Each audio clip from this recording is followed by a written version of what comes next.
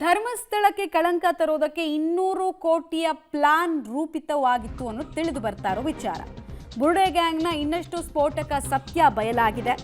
ಕಟ್ಟು ಕತೆ ಹೇಳೋದಕ್ಕೆ 25,000 ರೂಪಾಯಿಗೆ ಚಿನ್ನಯ್ಯನನ್ನ ಬುಕ್ ಮಾಡಲಾಗಿತ್ತು. ಚಿನ್ನಯ್ಯನಿಗೆ ಹಣ ಕೊಟ್ಟು ಬುಕ್ಕಿಂಗ್ ಆಗಿತ್ತು ಅಂತೆಲ್ಲ ನಾವೇ ನಿಮಗೆ ಹಿಂದೆ ಅನೇಕ ಸಂದರ್ಭದಲ್ಲಿ ಹೇಳಿದ್ವಿ. 500 ರೂಪಾಯಿ ಕೊಟ್ಟು ಬುಕ್ ಮಾಡಿದ್ರಂತೆ, ಟೋಕನ್ ಅಡ್ವಾನ್ಸ್ 500 ರೂಪಾಯಿ.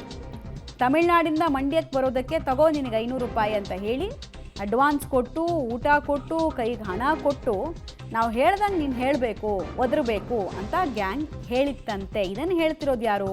ಚಿನ್ನಯ್ಯನೇ ಸ್ವತಃ ಹೇಳ್ತಾ ಇರೋದು. ಮತ್ತು ಇದೆಲ್ಲ ವಿಚಾರ ನಾವು ಅಂದ್ಕೊಂಡಂಗೆ ಆದರೆ ನಿನಗೆ 50 ಲಕ್ಷ ಕೊಟ್ಬಿಡ್ತೀವಿ, ನಮಗೇನು ದುಡ್ಡು ಫುಲ್ ಎಲ್ಲ ಕಡೆಯಿಂದ ಹರಿದು ಬರ್ತಾ ಇದೆ, ನಮ್ಮ ಉದ್ದೇಶ ಇಷ್ಟೇ, ಧರ್ಮಸ್ಥಳಕ್ಕೆ ಶ್ರದ್ಧೆ ದೂರ ಆಗಬೇಕು, ಧರ್ಮಸ್ಥಳದಿಂದ ಭಕ್ತಾದಿಗಳು ಬರಬಾರ್ದು, ಹಿಂದೂಗಳ ನಂಬಿಕೆ ಘಾಸಿ ಆಗಬೇಕು, ಇದು ನಮ್ಮ ಉದ್ದೇಶ, ಅದಕ್ಕೆ ನೀನೊಂದು ಟೂಲು ಅನ್ನೋ ರೀತಿಯಲ್ಲಿ ಮಾತಾಡಿದ್ರಂತೆ. ಇದು ಚಿನ್ನಯ್ಯನೇ ಹೇಳ್ಕೊಳ್ತಾ ಇರುವಂತಹ ವಿಚಾರ. ಯಾವ ಚಿನ್ನಯ್ಯ ಫಸ್ಟು ಈ ಕೇಸ್ನಲ್ಲಿ ಹೆಣ ಹೂತಿದ್ದನ್ನು ನೋಡಿದ್ವಿ, ತೋರಿಸ್ತೀವಿ ಅಂತ ಹೇಳ್ತಾ ಇದ್ದ ಅವನೇ.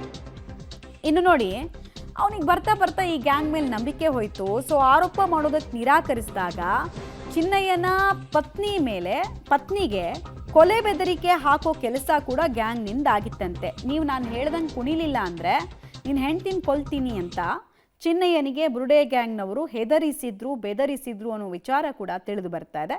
ಪ್ರಕರಣದಲ್ಲಿ ಇಬ್ಬರು ಸ್ವಾಮೀಜಿಗಳ ಹೆಸರು ಕೂಡ ಚಿನ್ನಯ್ಯ ಹೇಳಿದ್ದಾನೆ. ಡೀಟೇಲ್ಸ್ ಕೊಡ್ತಾರೆ ನಾಗೇಶ್ ನೇರ ಸಂಪರ್ಕದಲ್ಲಿ. ನಾಗೇಶ್, ಧರ್ಮಸ್ಥಳದ ವಿರುದ್ಧ ಕೆಲಸ ಮಾಡುವಂತೆ ಒಂದು ಷಡ್ಯಂತ್ರ ಆಗಿತ್ತು ಅನ್ನೋ ವಿಚಾರ ಎಸ್ಟಾಬ್ಲಿಷ್ ಆಲ್ರೆಡಿ ಆಗಿದೆ.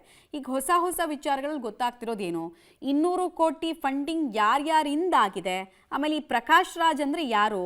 ಜನ ಅಂದ್ಕೊಳ್ತಾ ಇರುವ ಪ್ರಕಾಶ್ ರಾಜ ಅಥವಾ ಹೊಸ ಕ್ಯಾರೆಕ್ಟರ್ ಪ್ರಕಾಶ್ ರಾಜ ಯಾರು ಅಂತ? ಮಮತಾ, ಧರ್ಮಸ್ಥಳದಲ್ಲಿ ಹೂತಿಟ್ಟ ಶವದ ಪ್ರಕರಣದ ತನಿಖೆ ನಡೆಯುವಂಥ ಸಂದರ್ಭದಲ್ಲಿ ಚಿನ್ನಯ್ಯ ಹೇಳಿರುವಂಥ ಎಲ್ಲ ಸತ್ಯಗಳಿಗೂ ಈಗ ಹೊರಬಂದಿರುವಂಥದ್ದು. ಬಹಳ ಪ್ರಮುಖವಾಗಿ ಚಿನ್ನಯ್ಯ ಅವರಿಗೆ ಡಿ ಗ್ಯಾಂಗ್ ಏನು ಈ ಒಂದು ಪ್ರಕರಣ ಬೆಳಕಿಗೆ ತರಬೇಕು ಮತ್ತು ಧರ್ಮಸ್ಥಳದ ವಿರುದ್ಧ ಅಪಪ್ರಚಾರ ಮಾಡಲಿಕ್ಕೆ ಏನು ಸಂಚನ ರೂಪಿಸಿದ್ರು, ಆ ಸಂಚನ ರೂಪಿಸಲಿಕ್ಕೆ ಆರಂಭದಲ್ಲಿ ಆತನಿಗೆ ಕೇವಲ 500 ರೂಪಾಯಿ ಕೊಟ್ಟು ಬುಕ್ ಮಾಡ್ಕೊಂಡಿದ್ರು ಅನ್ನುವಂಥ ವಿಚಾರಗಳು ಕೂಡ ಈಗ ಬೆಳಕಿಗೆ ಬರ್ತಿರುವಂಥದ್ದು. ಆತ ತಮಿಳುನಾಡಿನಲ್ಲಿ ಇದ್ದಂಥ ಸಂದರ್ಭದಲ್ಲಿ ತಮಿಳುನಾಡಿನಿಂದ ಮಂಡ್ಯಕ್ಕೆ ಬರಲಿಕ್ಕೆ ಕೇವಲ 500 ರೂಪಾಯಿ ಕೊಟ್ಟು ಆತನಿಗೆ ಬುಕ್ ಮಾಡ್ಕೊಂಡಿತ್ತು ಈ ಗ್ಯಾಂಗ್ ಅನ್ನುವಂಥ ವಿಚಾರ ಕೂಡ ಈಗ ಆತ ಬಾಯ್ಬಿಟ್ಟಿರುವಂಥದ್ದು. ಬಹಳ ಪ್ರಮುಖವಾಗಿ ಆತ ಎಲ್ಲ ಈ ಪ್ರಕರಣವನ್ನು ಬಯಲಿಗೆಳಲಿಕ್ಕೆ, ಧರ್ಮಸ್ಥಳದಲ್ಲಿ ಅಪಪ್ರಚಾರ ಮಾಡಲಿಕ್ಕೆ ಕೇವಲ 25,000 ರೂಪಾಯಿಗೆ ಈ ಪ್ರಕರಣದ ಒಂದು ಇದನ್ನು ಒಪ್ಕೊಂಡಿದ್ದ ಅನ್ನುವಂಥ ವಿಚಾರಗಳು ಕೂಡ ಗೊತ್ತಾಗ್ತಿರುವಂಥದ್ದು.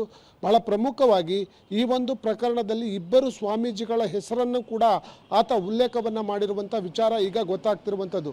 ಸ್ವಾಮೀಜಿಗಳು ಕೂಡ ಧರ್ಮಸ್ಥಳದ ಬಗ್ಗೆ ಅಪಪ್ರಚಾರ ಮಾಡಲಿಕ್ಕೆ ಆತನಿಗೆ ಮಾಹಿತಿಯನ್ನು ಕೊಟ್ಟಿದ್ರು ಅನ್ನುವಂಥ ವಿಚಾರ ಈಗ ಬಹಿರಂಗವಾಗ್ತಿರುವಂಥದ್ದು. ಅದರ ಜೊತೆಗೆ ಈತ ಯಾವಾಗ ಧರ್ಮಸ್ಥಳದ ಬಗ್ಗೆ ಅಪಪ್ರಚಾರ ಮಾಡಲಿಕ್ಕೆ ನಿರಾಕರಣೆಯನ್ನು ಮಾಡ್ತಾನೋ ಆ ಸಂದರ್ಭದಲ್ಲಿ ಇದೇ ಗ್ಯಾಂಗ್ ಆತನ ಪತ್ನಿಗೆ ಕೊಲೆ ಮಾಡುವ ಬೆದರಿಕೆಯನ್ನು ಹಾಕಿ ಆತನಿಗೆ ಭಯ ಹುಟ್ಟಿಸಿರುವಂಥ ವಿಚಾರವನ್ನು ಕೂಡ ಆತ ಪೊಲೀಸರ ತನಿಖೆ ವೇಳೆ ಬಾಯ್ಬಿಟ್ಟಿದ್ದಾನೆ ಅನ್ನುವಂಥ ವಿಚಾರಗಳು ಕೂಡ ಹೊರಗೆ ಬರ್ತಿರುವಂಥದ್ದು.